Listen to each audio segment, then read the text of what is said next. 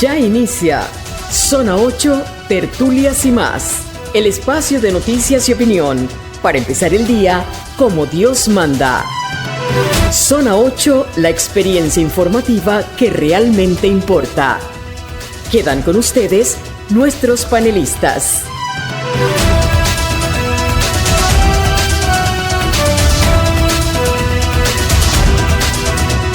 Buen día y feliz semana, Panamá de mis amores. Iniciamos otra emisión de Zona 8, Tertulias y más aquí en Radio Hogar, dándole las gracias a Arsenio Samaniego, que está en los controles, con Patricia Ocando Camino en la producción. Ya está en la plataforma digital nuestro hermano Rubén Polanco y en el estudio Pastora Portugal y su servidor Eduardo Soto. Te tengo un mensaje, Pastorita. Diga. La bondad es el lenguaje universal que todos entienden. Muy lindo. No le niegues ningún acto de bondad a nadie en el día de hoy. Vamos a orar. Así es.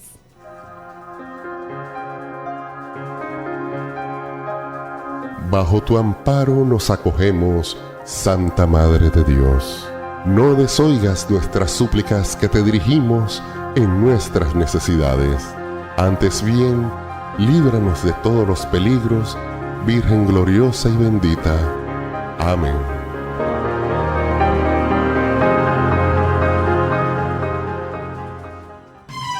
Café y titulares. Vamos a iniciar por indicarles que el Papa Francisco está afectado por una infección polimicrobiana del tracto respiratorio y presenta un cuadro clínico complejo, según informan los medios en el día de hoy. Los resultados de los análisis llevados a cabo en los últimos días han mostrado pues esta infección que requiere que esté vigilado. Su cuadro clínico es complejo y requerirá más tiempo en el hospital. Estos resultados, dicen, han llevado pues a mantenerlo ingresado por varios días después de que entrara este viernes en el hospital. Hay que mantener, por favor, las oraciones en favor de nuestro Santo Padre. Otra información que quería compartir con ustedes es algo que tal vez a los panameños, a la mayoría de los panameños no nos llama mucho la atención. Es algo que acaba de ocurrir en Europa, una cumbre de seguridad en Múnich, y ahí el vicepresidente James Vance le ha dicho a Europa: ustedes están solos. Estados Unidos no va a estar con ustedes, no va a seguir cargándole. Fue palabras más, palabras menos la frase que utilizó. Y va a dejarle solos, van ellos a negociar la paz en Ucrania con Rusia, Estados Unidos y Rusia, y deja por fuera a Europa y por supuesto a la misma Ucrania. Esto, mire que fue tan delicado.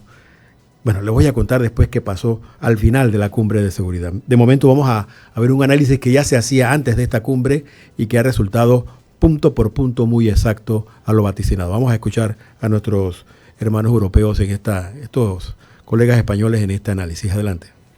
El análisis con José Luis Fuentecilla. José Luis, ¿Estados Unidos deja tirada de este modo a Ucrania y a Europa?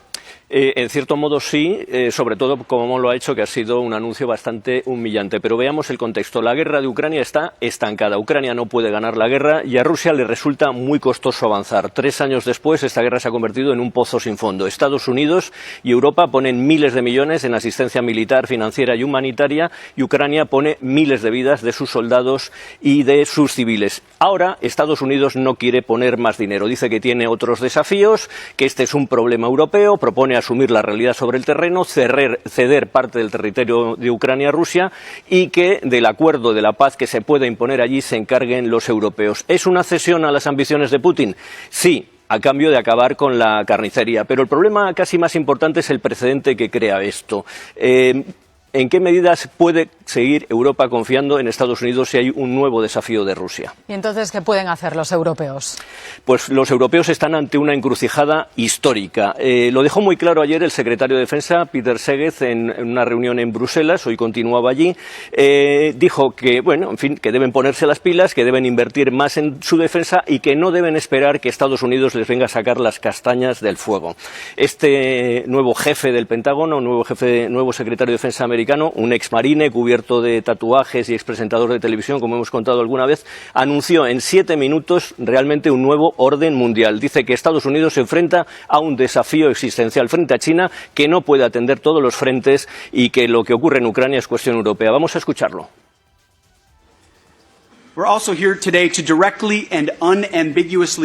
Queremos expresar hoy aquí de manera directa y sin ambigüedades las duras realidades estratégicas que impiden que Estados Unidos se centre en la seguridad de Europa. La prioridad de Estados Unidos es impedir una guerra con China en el Pacífico, y dado que Estados Unidos pone su atención en esas otras amenazas, Europa debe asumir un liderazgo en el continente. ¿Y puede Europa asumir su defensa ahora mismo? Bueno, ahora mismo desde luego que no. Los países europeos tendrían que aumentar de manera exponencial su presupuesto militar, pasar del 3% al 5%. Para que tengáis una idea, en España no llegamos ni al 2%. Súmale a esto que no existe un ejército europeo más allá de una fuerza embrionaria y sobre todo la falta de liderazgo político ahora mismo en Europa. Macron está debilitado, Alemania, que es el segundo mayor contribuyente de la OTAN, está en plenas elecciones, Meloni mira hacia Trump, el Reino Unido no se sabe muy bien dónde está y estamos ante el auge de una extrema derecha anti-europea. España, en el caso de España, lo mencionamos antes, tendría que multiplicar por 5 su presupuesto militar, pasar de 12.000 millones a más de 50.000 millones. Eso ahora es imposible. Lo irónico de todo esto para la izquierda española es que aquella vieja reclamación suya de los años 80 y principios de los 90, OTAN no, bases fuera, puede verse cumplida ni más ni menos que por un ultra como Trump. Casi nada. Gracias, José Luis Fuentecilla. Hay que ponerle mucha atención a esta situación, no le demos la espalda, estudiemos, leamos un poquito lo que está pasando allá, porque lo que ocurra allá va a definir el futuro del mundo entero. El fin de semana se reunieron los principales líderes de toda Europa con Estados Unidos y el vicepresidente Vance les dijo justamente eso. Van por su propia cuenta, Estados Unidos incluso, palabras más, palabras menos, va a deshacerse de lo que hacía en la OTAN, todo lo que ocurra en el norte, vamos a hacerlo por separado. Estados Unidos tiene sus problemas, que Europa resuelva los suyos. Tanto así, esto me parece de película, tanto así que Christoph Högsen, que era el que estaba organizando la cumbre, terminó llorando en el podio. Llorando en el podio, algo que no se había visto desde la Segunda Guerra Mundial. Me imagino que la frustración. La frustración. Esto ha provocado que se llame de urgencia de ayer para hoy a una cumbre en París. Los líderes europeos se están reuniendo en París. Vamos por llamado de Macron. Vamos a ver lo que se tiene en agenda para esta cumbre. Adelante, Arsenio. El presidente francés Emmanuel Macron mueve ficha y va a recibir este lunes a los líderes europeos, entre ellos también incluso el primer ministro británico Keir Starmer, para una cumbre de emergencia sobre la guerra de Ucrania, después de que este fin de semana, en el entorno de la Conferencia de Seguridad de Múnich, los funcionarios estadounidenses hayan puesto sobre la mesa y hayan dejado claro que no cuentan con que Europa tenga un papel en ninguna conversación para poner fin al conflicto. La presidencia francesa ha señalado que Macron ha pedido conversaciones de consulta y que van a abordar lo que es el cambio en el enfoque de Estados Unidos hacia Ucrania, el de Donald Trump, y los riesgos concomitantes para la seguridad del continente europeo. Esta tarde se prevé esa reunión, va a recibir a los líderes, entre los que también va a estar el secretario general de la OTAN, Mark Rutte, o también, por supuesto, el todavía canciller alemán, Olaf Scholz, o también el presidente de España, Pedro Sánchez. Los líderes europeos que van a asistir a la cita, en medio del desconcierto por las medidas y los pasos dados por el gobierno Trump, que forja la mayor distancia entre los dos lados del Atlántico desde la Segunda Guerra Mundial, y en un momento en el que Trump ha dado un giro a la política exterior de Estados Unidos, comenzando con ese diálogo con Vladimir Putin y apuntando a conversaciones, dejando de lado a los aliados europeos. Contexto en el que Europa ya no está segura de que pueda contar con el apoyo militar de Estados Unidos, que además parece dejarle fuera en esa búsqueda de la salida a la guerra. Un discurso que dejaba bien claro este fin de semana el vicepresidente J.D. Vance, estadounidense, que pedía a Europa que incremente su defensa y que ofrezca las garantías de seguridad para Ucrania, mientras Trump ya ha anunciado esa reunión con Vladimir Putin en Arabia Saudí. Un contexto en el que hoy los líderes europeos se reúnen en París. Hay que dejar claro también que Mañana en Arabia Saudita los delegados de Estados Unidos y Rusia se reunirán a discutir esto de la paz en Ucrania. Y lo van a hacer sin Ucrania y sin ningún país europeo como testigo. Entonces, también se habla de que China le ha dicho a estas otras dos potencias: mi problema es en el Pacífico, yo tengo mi lío con Taiwán, mi lío en Hong Kong, yo me voy a quedar ahí, repártanse ustedes Ucrania, y parece que algo así va a ocurrir, sobre todo con los recursos ucranianos.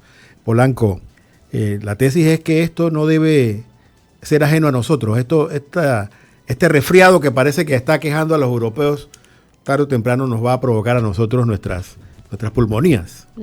Afecta a nuestra política internacional también. Claro. Tienes el micrófono apagado, Rubén, parece. Ahora sí. Hola. ¿Ahora sí? ¿Me escuchan? Ahora sí. Adelante. Sí, sea como sea, igual Estados Unidos metiendo la mano donde no le corresponde. Igual pasa en América como en Europa. Claro que allá en Europa la situación es totalmente distinta. Son países más poderosos, tienen poderío militar y económico bastante. Entonces tampoco puede venir así como lo hizo acá en América, y específicamente con Panamá, con la ley del garrote, como se apreció acá.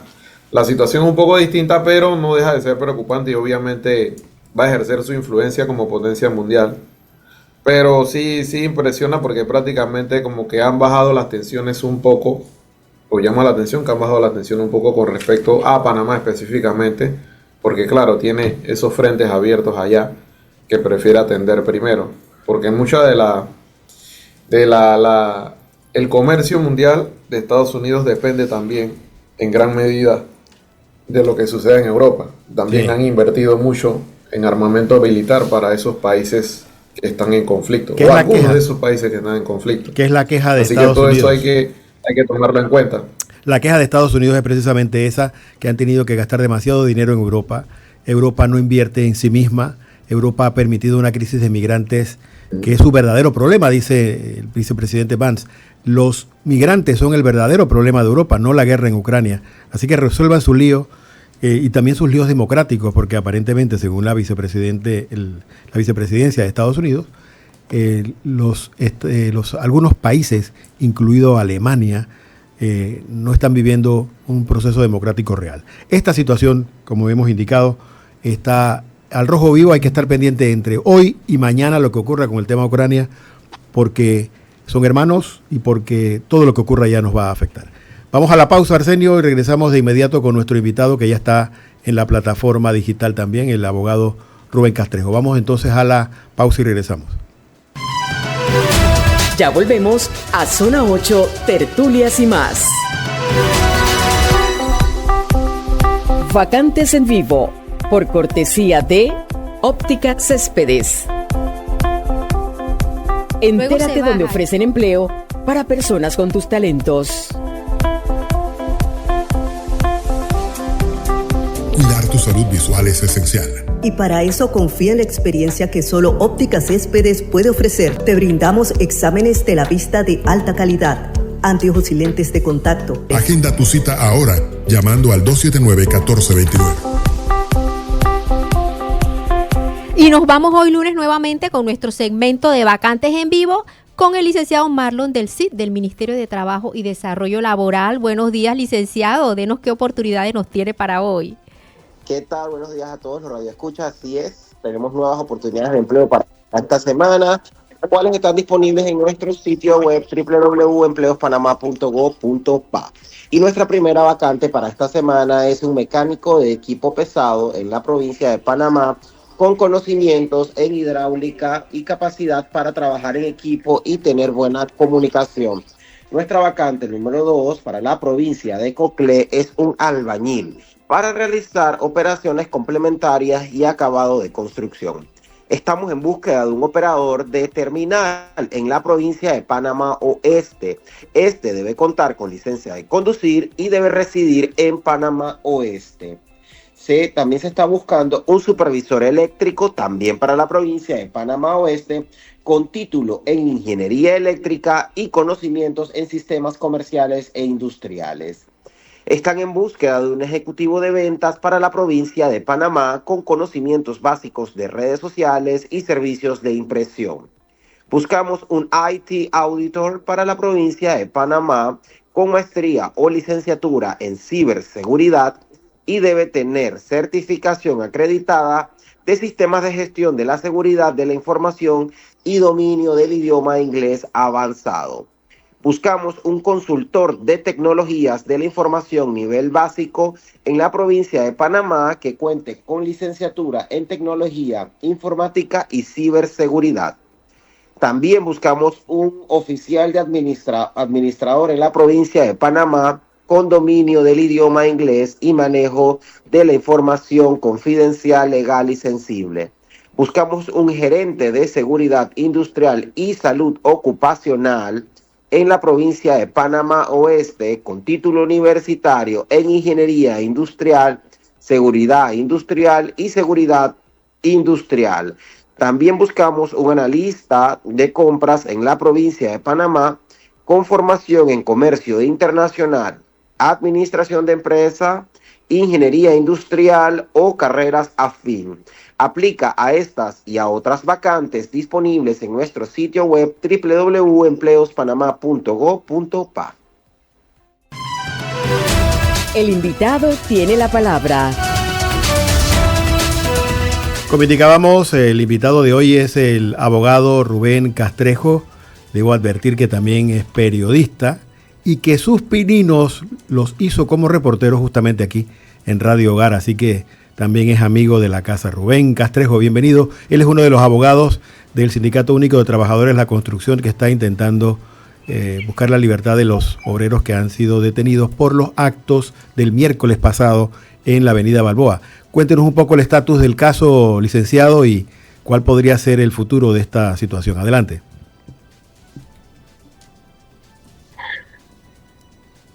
Aló, don Rubén Castrejo, adelante.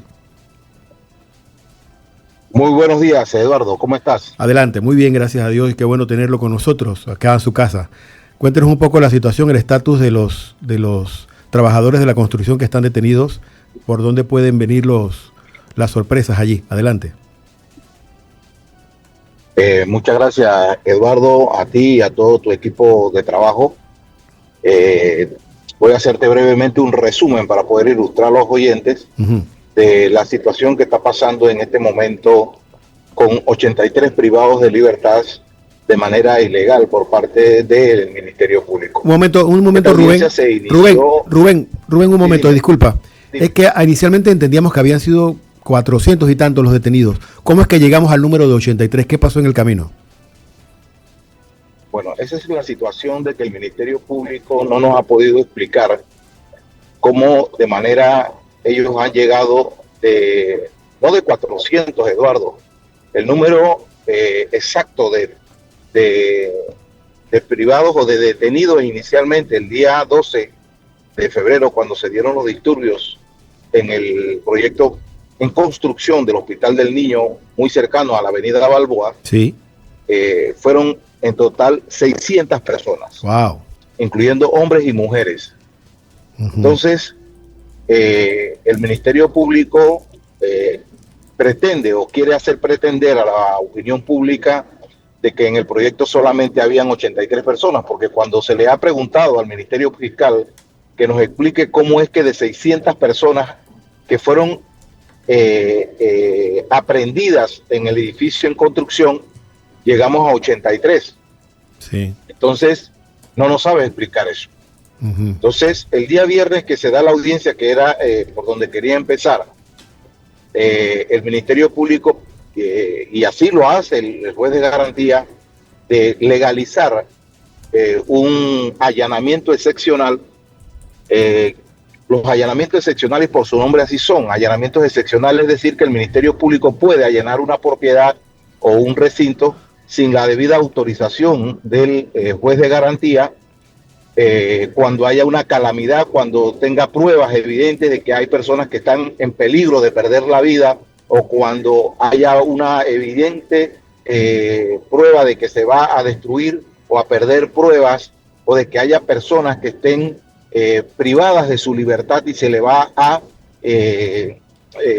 o están en peligro de muerte. Sí. O sea, son excepcionales, son muy pocos los allanamientos excepcionales. ¿Pero por qué digo excepcional? Porque el proyecto en construcción, independientemente de que es un proyecto que es para un beneficio público, es decir, se está construyendo un hospital, es un proyecto llave en mano, es un proyecto privado, es un proyecto que requiere, para que la policía logre entrar o el Ministerio Público entrar, tiene que tener una autorización de alguien que esté dentro del proyecto. Y como dicen los allanamientos, cualquiera persona donde va a allanarse por parte del Ministerio Público, aún teniendo la autorización de un juez de garantía, tiene que tener la autorización del dueño de la propiedad.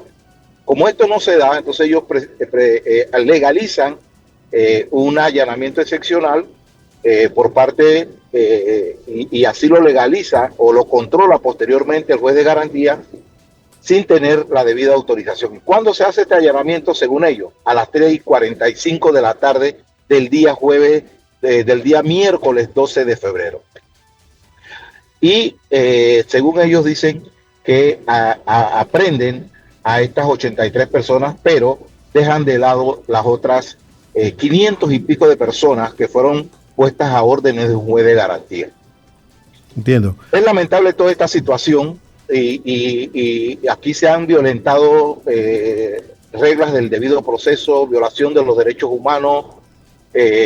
Nadie justifica que una persona dentro de un proyecto, dentro de una protesta, pueda atentar con la vida de otro. Nosotros no estamos de acuerdo de que aquí se le hayan tirado bloques, que una persona esté casi pierde la vida y que se hayan exacerbado de tal forma como se dio la protesta.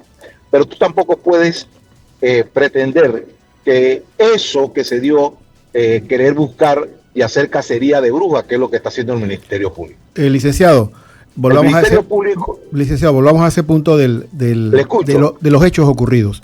Usted me indica que como abogado y entiendo como asesor legal del Suntrack no están de acuerdo de cómo se dieron los hechos, esto de estar lanzando armas arrojadizas desde las alturas hacia la calle.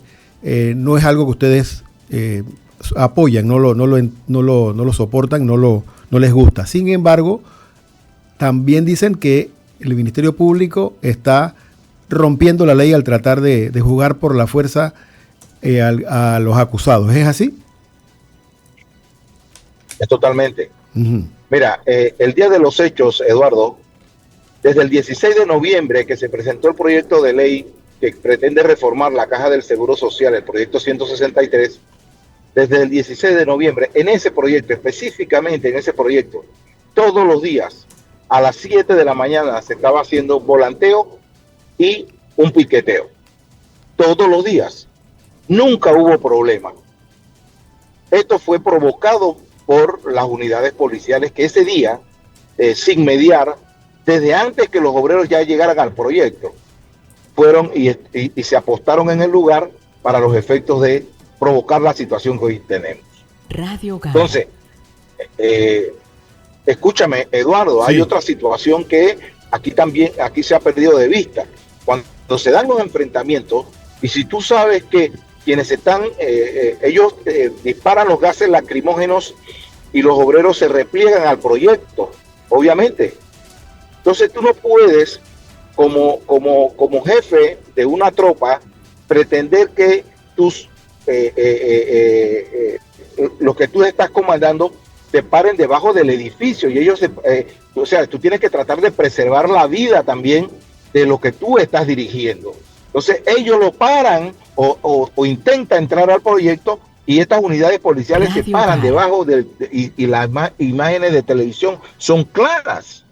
Entonces tú le estás tirando gases, le estás tirando perdigones, hay una cantidad de personas heridas, y entonces tú pretendes de que ellos no se defiendan. Entonces ellos se defienden, tiran estos objetos y obviamente pues el que está abajo lo va a recibir. Entonces tú tenías que preservar, como director de una tropa, tú tenías que tratar de preservar la vida de tus agentes, y lo que lo estaba dirigiendo en ese momento no lo hizo. Pero bueno, eso tampoco es con querer justificar lo que ahí se dio.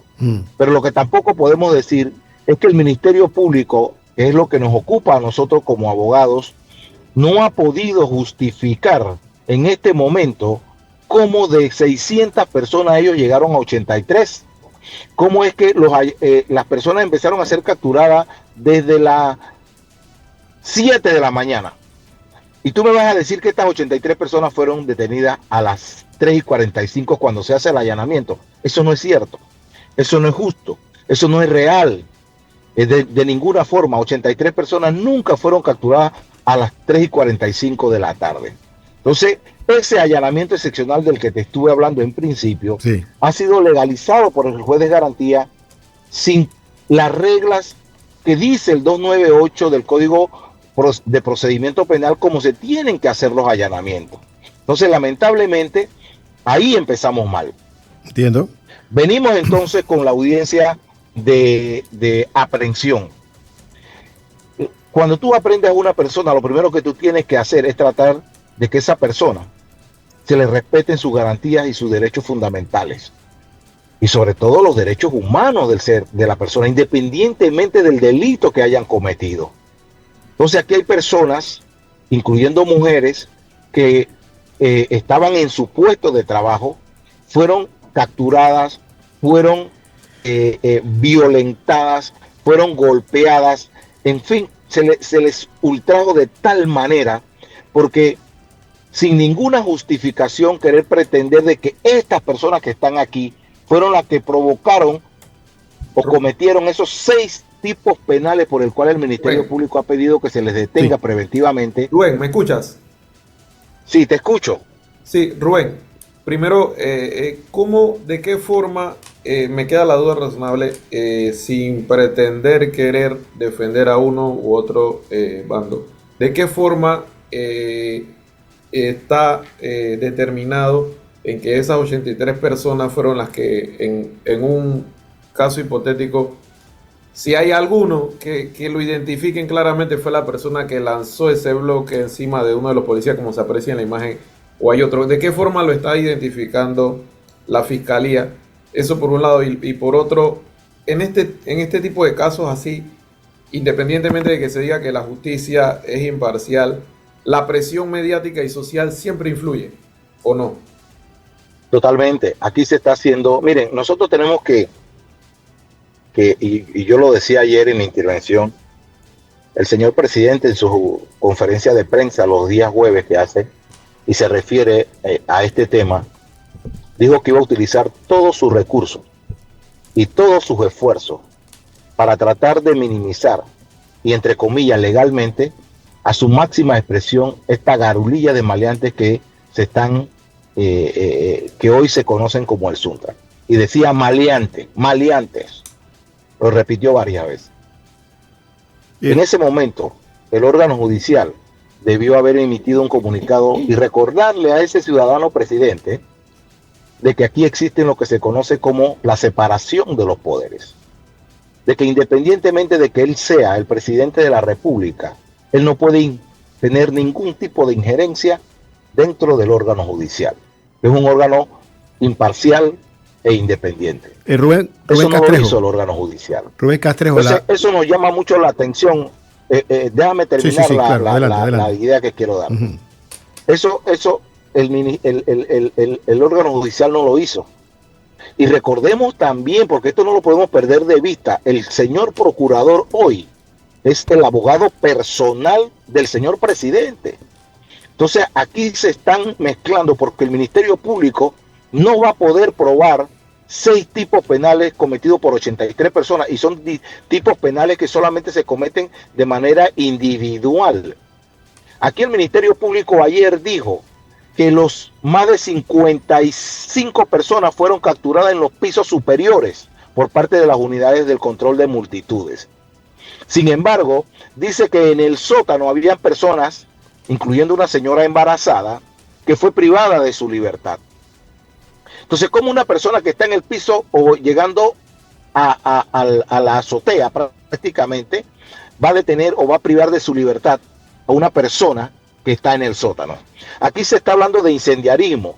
Según el Ministerio Fiscal y los peritos, el incendio se provoca en el piso 2. ¿Cómo tú pretendes formularle cargos a una persona que fue aprehendida en ese momento en los pisos superiores? Estamos hablando de más de 19 pisos, 20 pisos. En los pisos superiores, y entonces el incendio se da en el piso 2 y tú le pretendes formular cargos a esta persona por incendiarismo y por privación de libertad. Muy bien. Entonces, es incongruente, es contradictorio lo que señala. Entonces, lo que nosotros nos lleva a la conclusión de que, en efecto, esas palabras del señor presidente están siendo eco. Aquí hay una intervención totalmente del Ejecutivo y este solamente es un juicio político. Aquí se le quiere decir a las personas, ustedes no pueden protestar. El que salga a protestar va a pasar por los rigores y por todo este tipo de situación que están pasando hoy estos 83 compañeros sometidos a los rigores de la ley sin ningún tipo de prueba, violación de debido proceso, violación de los derechos humanos y sus garantías. No ha habido un principio y regla que se le haya podido respetar a estas personas. Ha habido una clara intervención del Ministerio Público y del órgano judicial de querer justificar algo que es injustificable. No se puede justificar lo que hoy está pasando con estas 83 personas en un edificio donde fueron capturadas 600 personas. ¿Y cómo tú clasificaste de que esta fue la que tiró el bloque, de que esta fue la que incendió o de que este fue el que privó de libertad? Y tú hoy tienes a 83 personas y casi 500 y pico de personas fueron puestas en libertad. Sí. Pastora Portugal le tiene una pregunta, licenciado. Al juez de paz. El licenciado Rubén, ¿qué hay de cierto? ¿Qué nos dice respecto a estas palabras del presidente Mulino, palabras más, palabras menos, que indicó que esta acción de los trabajadores de la construcción aparentaba ser planificada, que incluso él insinuó como que le daba la impresión que las herramientas habían sido preparadas para tal fin de agredir a las fuerzas del orden público? ¿Qué nos dice al respecto? Esto es falso. Y el presidente de la República lo sabe. Esto fue preparado por los organismos de seguridad. Decía, estos trabajadores, ese proyecto, porque ese día tenemos que recordar que se hicieron volanteos y cierres parciales a nivel nacional. Radio Hogar. Y esto se viene haciendo desde el 16 de noviembre, cuando se presentó el anteproyecto de ley o el proyecto de ley que pretende reformar la ley de la Caja del Seguro Social. Y estos trabajadores específicamente en ese proyecto, desde ese momento, todos los días a las 7 de la mañana salían a volantear por de 15 a 20 minutos, máximo 30, volanteaban, cierre parcial y se replegaban al proyecto a seguir trabajando. ¿Esto fue planificado? Sí, claro que fue planificado, pero fue planificado por los organismos de seguridad, porque ese día, 12 de febrero, cuando los trabajadores iban a salir, ya la policía y los antimotines estaban en el lugar y sin mediar, porque esto que fuimos a mediar, eso es falso, sin mediar, y ahí estaban los medios de comunicación que se pueden, pero esas imágenes no las han querido proyectar. Sin mediar fueron y provocaron lo que hoy tenemos. Eso de que estaban preparados, eso era mentira. En un edificio en construcción, y te lo puedo decir con conocimiento de causa, yo vengo de la construcción, yo trabajé en la construcción. ¿Ves? Hay de todo este tipo de material. Entonces esto no fue que se preparó y que se estaba ahí para cuando esto... No, eso es falso.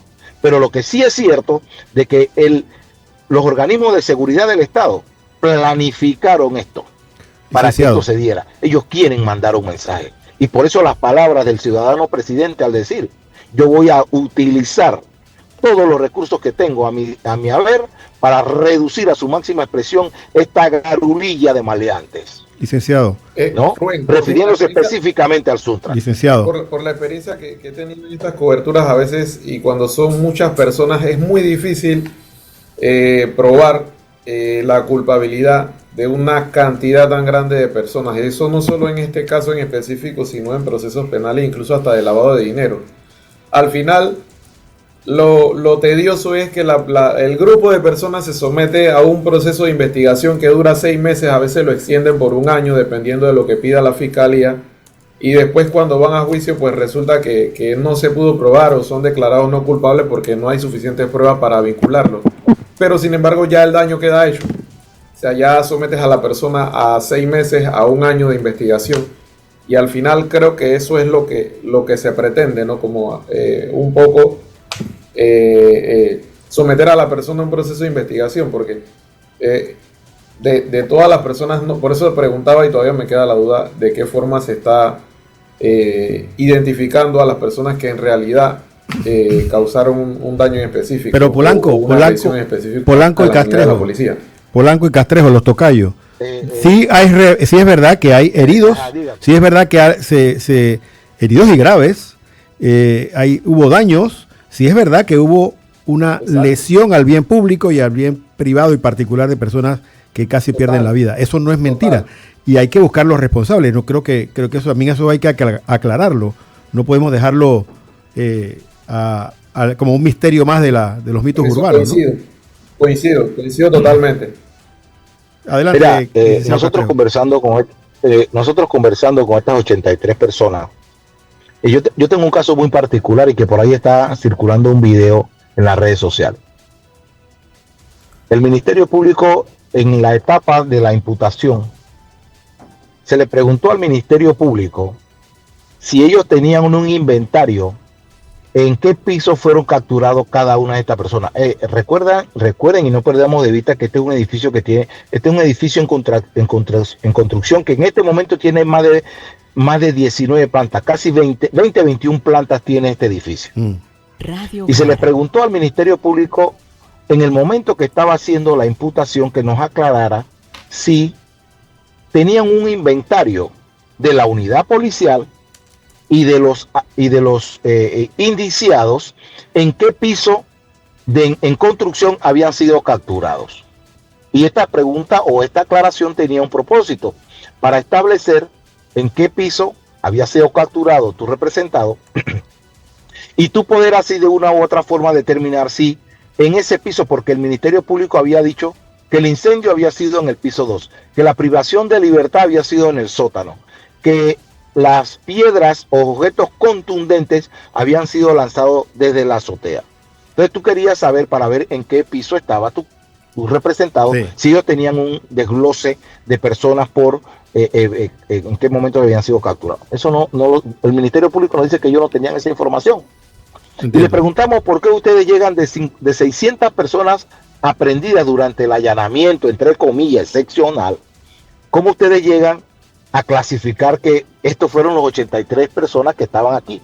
Tampoco nos supo explicar eso. Sí, eso ya lo Entonces, cuando yo tengo uno de los representados que en ese momento que se da el allanamiento, eso fue en horas de la mañana, no fue a las 3:45 como lo pretende, como ya lo legalizó el Ministerio Público. Él fue capturado en el piso 16.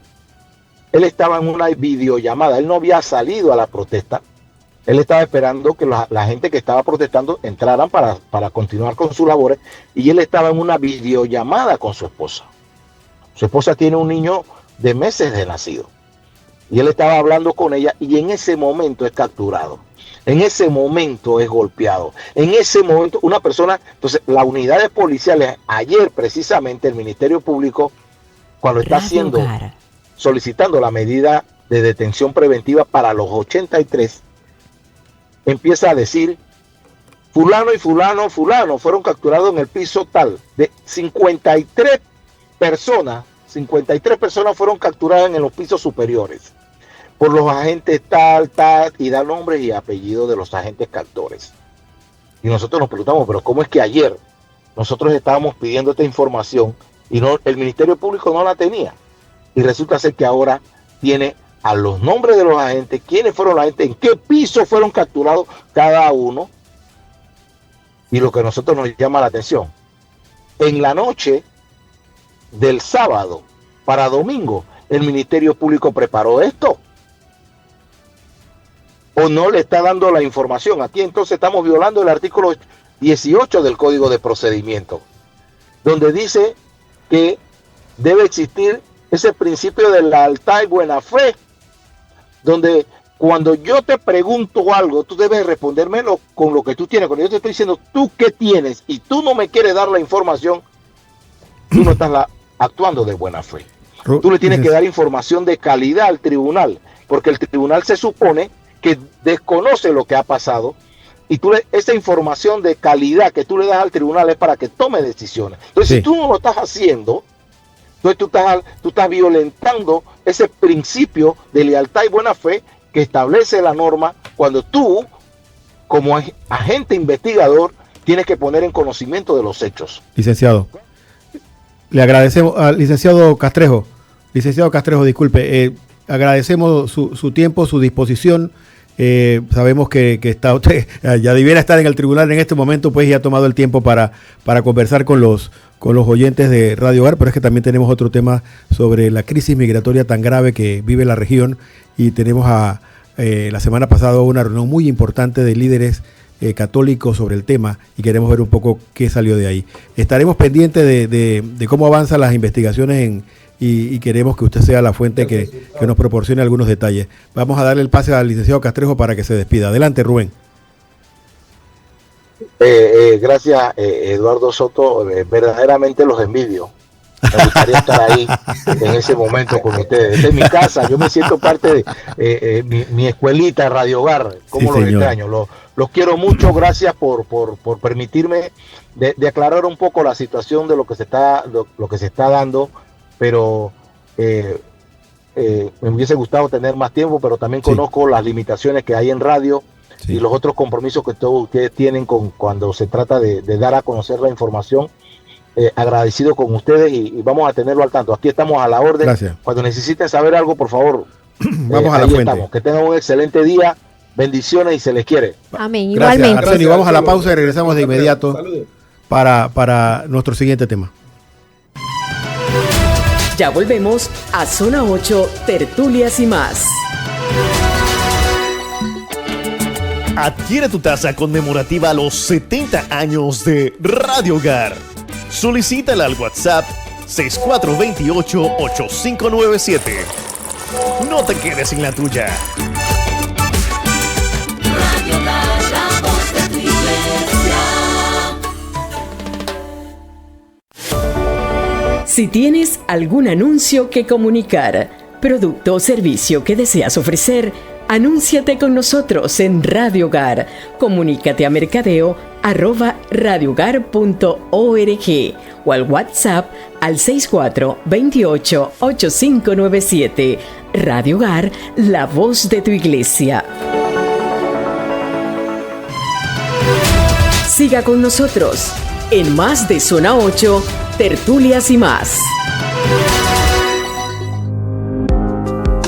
Sobremesa, la conversación estimulante del día. El siguiente tema que tenemos, como adelantamos, es este de las migraciones, a veces inevitables. Hay países que están exportando gente porque sus condiciones de vida son extraordinariamente difíciles y los ciudadanos tienen que buscar mejor vida en otro lado. Caen en manos de tratantes que los abusan de ellos en el camino y mucho más en las ciudades de destino. Ha ocurrido que ahora Estados Unidos cierra sus fronteras y muchos vienen en una migración de retorno que agrava la situación. Tenemos a dos tipos de invitados. Uno es el licenciado Luciano Llanes, él es abogado, especialista en el tema migración, y tenemos a Elías Cornejo y Rafael Lara de la Red Clamor y Fe y Alegría, que han estado acompañando a estos migrantes que han sufrido abusos y que están buscándose la vida de alguna manera, y la iglesia trata de mejorar sus condiciones de vida. Déjeme empezar por lo técnico muy brevemente, licenciado, discúlpeme, porque nos quedan apenas unos minutos y queríamos ver este aspecto pastoral tan importante para la Iglesia Católica.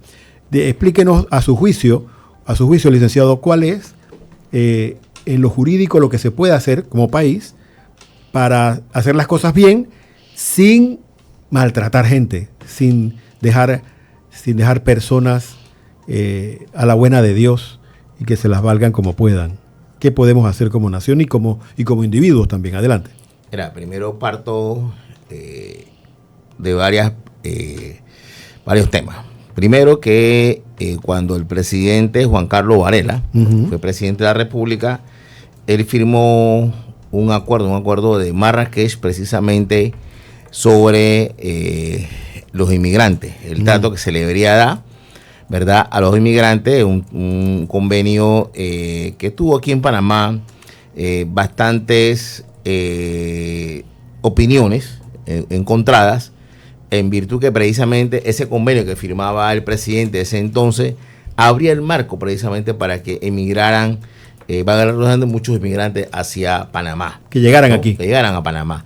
De ahí creo que comenzó la ola fuerte que comenzamos a ver de cientos y miles de inmigrantes de diferentes nacionalidades a emigrar por la frontera de Panamá con Colombia, o sea, usando la provincia del Darién. Porque siempre había habido extranjeros pasando la frontera, pero eran en realidad eran minúsculos los grupos. Sí, a goteo.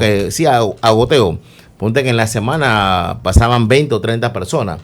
Sin embargo, nosotros llegamos a ver sobre los años que te estaban pasando hasta más de 2.000 personas por día, ¿no? Algo sorprendente que en Panamá no había vivido eso. Eso motivó entonces que los gobiernos, tanto el gobierno de Varela y los gobiernos que siguieron, que se propiciara en el área de Darién unos campamentos que se les llaman albergues para poder alojar a esta cantidad de inmigrantes, y de ahí mismo salían entonces en buses hacia la provincia de Chiriquí a otros albergues donde pernotaban y ya seguían entonces su ruta hacia Costa Rica y llegar a su sueño dorado, que era llegar hacia los Pero eso ya cambió. Estados Unidos. Sí, eso cambió, sobre todo ahora que entró el presidente Molino, pero ya se venía dando desde el gobierno anterior. Se habían tomado algunos controles precisamente para ir minimizando en efecto pues esta ola migratoria que estaba viviendo el país, que en el año 23 llegaron a pasar más de 520,000 personas por la frontera de Panamá con Colombia. Y amén de que muchos de esos inmigrantes terminan quedándose en nuestro país. Sí. Nosotros sabemos de lo que llegan a cruzar, que pasan todos los controles, pero siempre también Panamá queda con un remanente de estos extranjeros, ¿verdad? Y que quedan de manera pues irregular en el país. Muchos lo vemos en algunos semáforos vendiendo cosas, otros se incorporan a la masa laboral en el país, y los encontramos en los restaurantes, en los lavautos, en diferentes actividades, ¿verdad? Laborales que tiene el país. Entonces, porque no todos llegan a emigrar. Ahora, evidentemente, desde el año 2024 a la fecha ha ido bajando notablemente la cantidad de inmigrantes que entran a Panamá, producto de muchas situaciones. Yo no diría que hay un solo elemento. Un primer elemento yo podría decir que son las medidas que ha tomado el gobierno nacional, tanto el gobierno anterior como este gobierno, sobre todo, que ha tomado medios de controles en la frontera, ¿verdad? Y las otras también, el tema político, el tema de que... Pero Estados Unidos es un gran actor en todo esto. Exactamente, porque Estados Unidos se supo no de ahora, desde que Trump era candidato a las elecciones, de que él iba a endurecer realmente y tomar medidas drásticas sobre el tema de la migración. Entonces, una vez ya, o sea, los países que emigran venían viendo esta situación, así que ya obviamente sabían que no iban a poder entrar a los Estados Unidos. Así que siento que todos estos elementos hicieron que la migración bajara notablemente. Hoy estamos casi que volviendo a las cifras que te hablaba que existían en Panamá hace más o menos 15 años, 17 años atrás. Pero la crisis sigue siendo verdad, y la semana pasada estuvieron aquí reunidos líderes católicos, obispos, laicos que trabajan con migrantes y que ven cara a cara el dolor ¿no? De gente desesperada por un lado, pero también víctimas de trata en algunos otros casos. Tenemos con nosotros al profesor Elías Cornejo y a Rafael Lara, ambos de la Red Clamor, que estuvieron presentes de alguna manera en esta reunión, y que quisiera que nos dieran las conclusiones de a qué llegaron los líderes católicos que tienen que acompañar. No es que no hay opción, tenemos que acompañar a los migrantes y darles una opción de vida mientras estén cerca de nosotros, no podemos darle la espalda. Vamos a empezar por Elías Cornejo, ¿le parece, don Elías, para que inicie dándonos un resumen de lo ocurrido la semana pasada en esta reunión tan importante que se dio en la sede de la Conferencia Episcopal Panameña. Adelante. Buenos días. Yo creo que un gran abrazo a la gente de Radio Hogar, a su audiencia, y por la oportunidad. Y bueno, rapidito, yo creo que lo más importante que podemos sacar de esta reunión que se desarrolló la semana pasada es precisamente la influencia, querer hacer o empujar el desarrollo del Observatorio Mesoamericano, para tratar de analizar y de ver de mejor manera la realidad que se está viviendo. 2, el mantener la propuesta de acompañar a las poblaciones en movilidad. Yo creo que es muy importante señalar 3 cosas. La migración o la movilidad que se está dando en América Latina y que viene del sur, que viene de África, que viene de Asia, si bien es cierto, se ha dado a lo largo de estos años, sí ciertamente tenemos que hacer 2 observaciones sobre lo que ya hemos dicho, ¿verdad? Yo creo que, y los obispos y agentes de pastoral creo que están muy claros en eso, es precisamente que hay 2 tipos de migración en la región: la migración que se queda, que alguna gente llama de vocación de permanencia. Yo no le quiero llamar así, honestamente. Nadie tiene vocación de migrar. O sea, sí. Nadie quiere migrar porque sí, o sea, migra por necesidades humanas. Y luego lo segundo, hay una migración en tránsito, ¿verdad? Pero la realidad es que el tercer flujo que está apareciendo, que es el flujo a la inversa también, que se dice, sí, ya se venía viendo, ya se venía. Y yo creo que hay que tener en cuenta, yo voy a señalar, y para darle paso a Rafa para que pueda también participar, yo creo que lo más importante que tenemos que señalar en esto, tú lo dices muy bien, tenemos que estar con la gente, tenemos que estar allí donde nos toca, desde el Evangelio. Yo creo que la percepción que se tiene del problema migratorio está construido desde una narrativa de terror, en donde construyen a un migrante que nos roba los empleos, que nos quita los espacios, que nos ahoga y que nos está invadiendo. Y eso es una mentira vulgar. Y sobre todo yo quiero señalar, y voy a decirlo con toda la boca, y disculpa que lo diga en tu programa, adelante, pero a mí me parece que la política migratoria de este país la hemos perdido. Hemos cedido soberanía en nuestras políticas migratorias, y yo quiero decir claramente que este gobierno está total y completamente plegado a los intereses de la seguridad nacional de los Estados Unidos, y eso es una vergüenza. Y perdónenme, porque sé que es un espacio, y a mí realmente este es un tema que a mí me indigna y me ofende, que nosotros hayamos perdido y cedido frente a esto. Yo creo que es una vergüenza que estemos en esta situación, que traten a las personas como las están tratando, independientemente de las condiciones o de su situación migratoria. No se debe garantizar eso. Así que, claro, Rafa, yo creo que es la oportunidad de decirlo. Sí, profesor Rafael Lara, se habla de criminalizar la migración, de que es hablando de narrativas, de que se ha querido convertir a los migrantes en criminales y por tanto se les margina. Adelante, profesor Lara. Sí, yo quisiera aclarar que en este momento que estamos viviendo en el flujo migratorio hay varios procesos paralelos, ¿no? Primero es las deportaciones que ya Panamá tenía a raíz de un convenio de entendimiento con los Estados Unidos, y que hace poco se realizó el vuelo número 7, ¿no? Y que también estos vuelos han ido hasta Asia, ¿no? Sí. Deportaciones hasta Asia.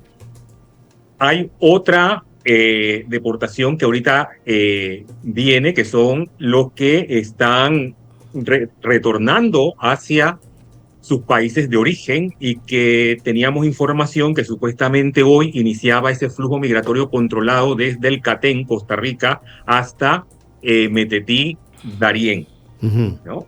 Y pues está lo que están pasando, que si bien es cierto han disminuido por el Darién, pero tenemos pues información de que siguen a cuentagota, pero está la gente insistiendo todavía pasando. Entonces esa es la realidad que tenemos nosotros. Como iglesia pues es el acompañamiento. El Papa le decía a su obispo de Estados Unidos en la última carta que escribió que la dignidad humana es infinita, ¿no? Y nosotros como iglesia tenemos que estar convencidos de eso, que ante cualquier estatus migratorio está la dignidad del hombre y de la mujer, y que esa dignidad tenemos que defender y tenemos que acompañar, ¿no? Nosotros, la Red Clamor Panamá, que son 12 organizaciones de la Iglesia Católica que a lo largo del flujo migratorio aquí en Panamá acompaña esta realidad, pues estamos muy conscientes y hemos ido creando espacios de observación, de análisis de información, de acompañamiento a través de la asistencia humanitaria para concretizar este pedido del Papa. Entiendo. Señor Lara, ¿hasta dónde llega el observatorio del que se habla? Se habla de un observatorio sociopastoral de movilidad humana de Mesoamérica y el Caribe, OSMECA, que es presidido por Monseñor Daniel Blanco, que es obispo auxiliar de San José, Costa Rica. ¿Hasta dónde pueden llegar para aliviarle la vida a esta gente que está pasándola muy mal de camino hacia Estados Unidos y ahora de regreso? ¿Cuál es la posibilidad de estos observatorios? Un observatorio tiene como objetivo recabar información, analizarla, hacer informe y presentarlo. ¿Para qué? Para que los agentes de pastoral que trabajamos con la movilidad humana, pues tomemos acciones a favor de esta población, ¿no? Mesoamérica es una región de tránsito obligatorio de esta migración de sur a norte, ¿no? Entonces, en este territorio geográfico, pues se hace el levantamiento de estas informaciones para llevar a cabo el objetivo de este observatorio, ¿no? Entonces, es como un instrumento de constante monitoreo de la realidad migratoria en esta parte de Mesoamérica, en esta región de Mesoamérica. Algo que ha dicho, y el Caribe. Algo que ha dicho el Monseñor Blanco es que no podemos abordar este tema de manera aislada. Todos los países deben estar en mancuerna, profesor Elías y profesor Blanco, ¿no? Estar en mancuerna porque esto es una realidad que nos toca a todos. Sí, yo creo que es importante señalar y recalcar esto que dice Monseñor Blanco, pero también un poco lo que han señalado los obispos en su carta pastoral. Es decir, nosotros como iglesia tenemos que acercarnos y cuidar. Es nuestro trabajo, es nuestro hacer, es nuestro sentir como iglesia. Y yo creo que es muy importante esa triple condición de movilidad, ¿no? Nuestra también. Eso que nos pide el Papa constantemente, ser una iglesia en salida, una iglesia sinodal, una iglesia que salga del altar, fuera de la puerta del templo, para acercarse a los empobrecidos, poder acercarse a ellos y cuidarlos de manera que puedan transformar su vida con dignidad. Sí. Yo creo que eso es muy importante. Señor Lara. Sí. Bueno, el llamado primero a cambiar esa narrativa de terror que nos han sembrado de que los migrantes son criminales, ¿no? Esa criminalización, sin hacer un trato diferenciado.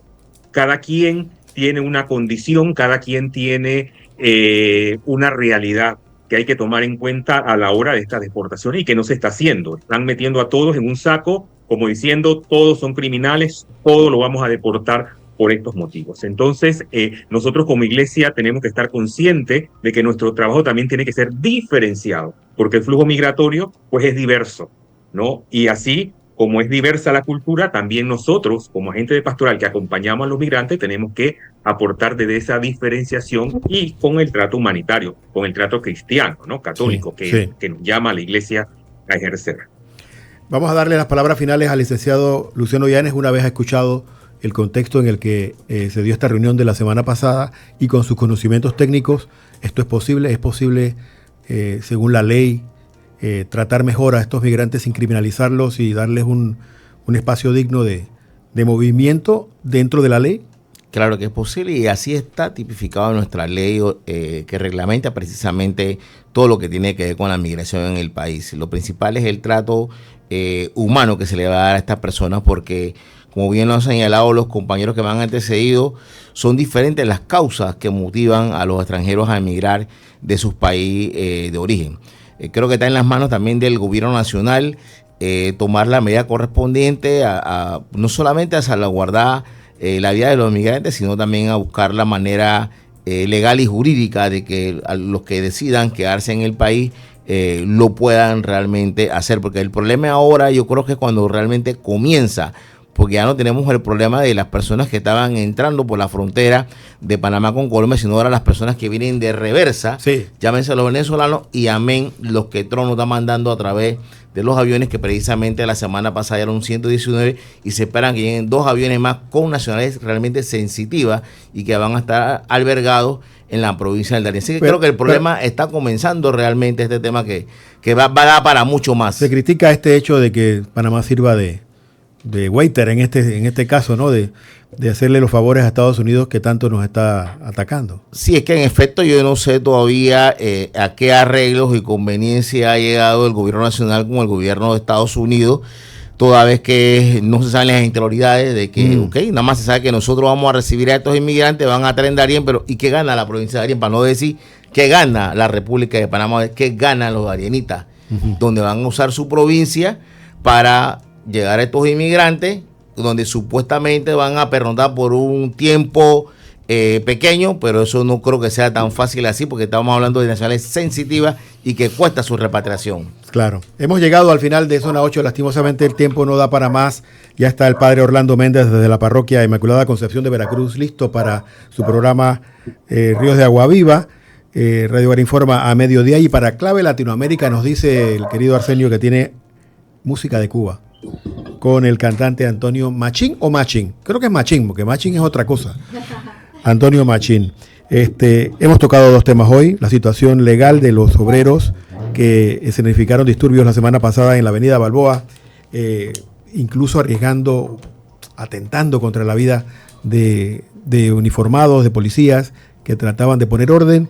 El abogado Rubén Castrejo ha dicho: no estamos de acuerdo con lo que se hizo, pero tampoco estamos de acuerdo con el proceso legal que se está llevando, porque se está violando precisamente ese proceso. El segundo tema ha sido migración, esta crisis que nos toca a todos, porque todos somos hermanos de los migrantes que vienen ahora de retorno y algunos que están siendo llevados a otros continentes a través de Panamá y que se convierten pues en una situación tal vez deshumanizada, que tenemos que ponerle atención, y la Iglesia Católica está para eso. Gracias a todos por su atención, gracias a Pastora, a Rubén, a Patricia y a Arsenio, que han estado ayudando a que este programa de hoy sea posible.